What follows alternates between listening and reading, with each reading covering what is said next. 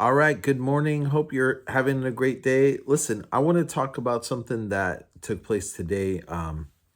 We spent the morning, or part of the morning, actually, I guess it was afternoon, but we were at a memorial service for somebody. And at this service, one of the things that that was mentioned was that this person actually had a difficult life, a long, difficult life. And it's interesting when you're in ministry.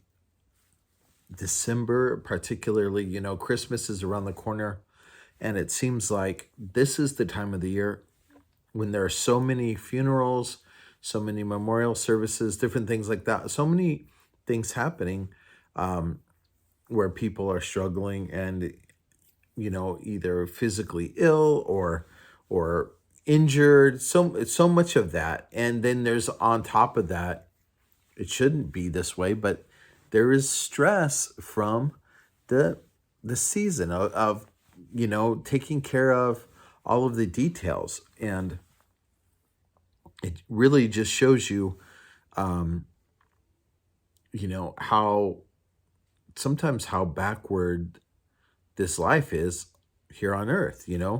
This is the time we should be celebrating one of the greatest things that ever happened in human history, and a lot of people are actually, instead of that, they're in the hospital, they're planning funerals, all of these very difficult things. So,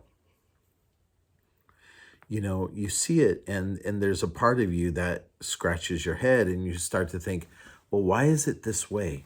And you start to, just I don't know what the right thing to call that is, but you start to get unhappy. Let's put it that way. I mean, that's a mild word.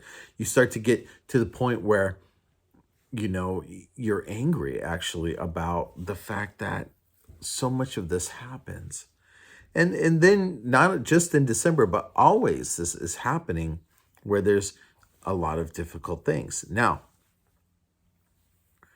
we every human being, every human life for the most part experiences tragedy and upset and difficulty. But I want to read this verse and remind you about what's ahead. It says this. This is Romans 8, verse 18.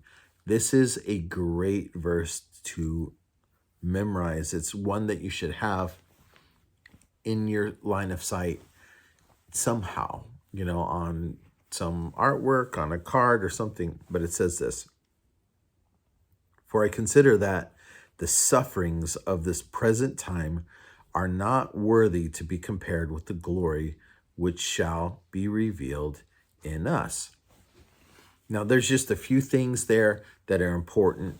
I mean, the whole verse is important, but I want to point out above, I think when you read this, it just makes sense.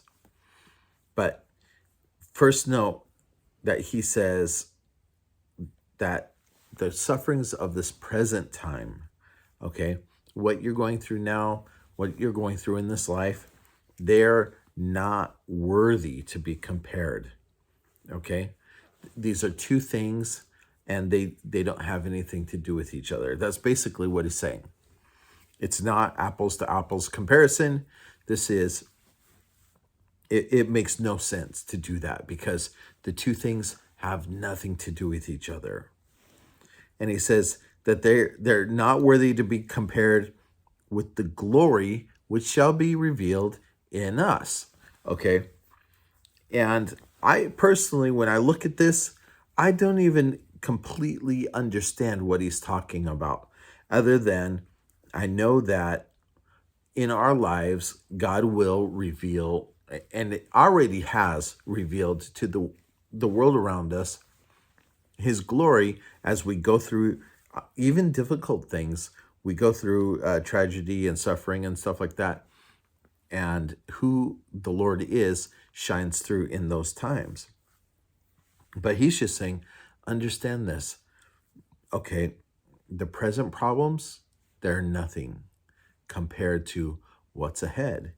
And this is why it's so important just to remember that, look, we are here for a short amount of time. Let's run this race to win. Let's just keep going and cross that finish line. And the very next verse, it says, their earnest expectation of the creation eagerly waits for the revealing of the sons of God. It's just saying there is some magnificent things ahead for us. And let's not, be so discouraged that we just get buried in the current circumstances.